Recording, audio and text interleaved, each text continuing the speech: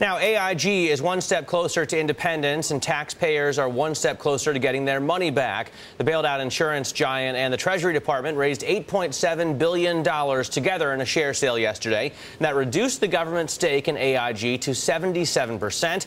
Joining us now is Kathy Seifert. She is the Director of Financial Institutions Research for Standard & Poor's. She just put a buy rating on AIG stocks. Kathy, welcome to InsideTrack. Thanks for joining us this morning.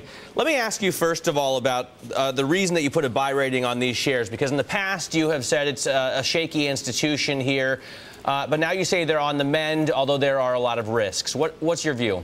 My view at this point is that, with the stock trading in the high 20s, I've calculated tangible book value, stripping out all the intangible assets of the company to be high 30s, low 40s, depending upon the mix of assets and the intangibles that you add in there.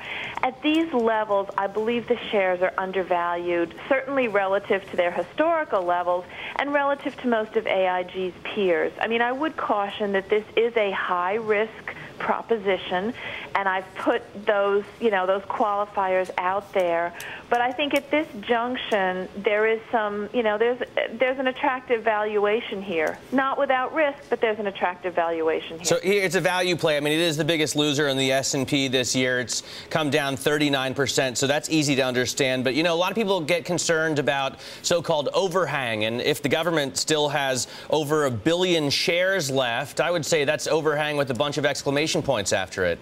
Well, sure, there's a lot of overhang here, and that's why I've put a long list of qualifiers, and that's certainly one of the overhangs. And there's also the overhang of operational risk. I mean, now, the government has completed this initial sale, and I think at this point it's time for AIG to sort of show me. I mean, they really need to improve some of the operating fundamentals and show their new shareholder base and their old shareholder base. And the government still has a significant stake in the company that they are indeed on the mend. And I think we need to start seeing tangible proof of that, and soon.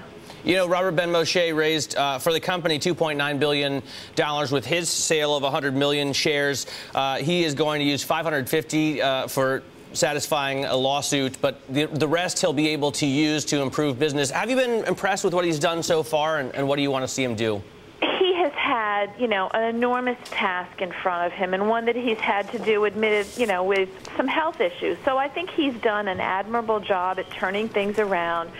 In a very difficult environment, they've completed some fairly significant asset sales.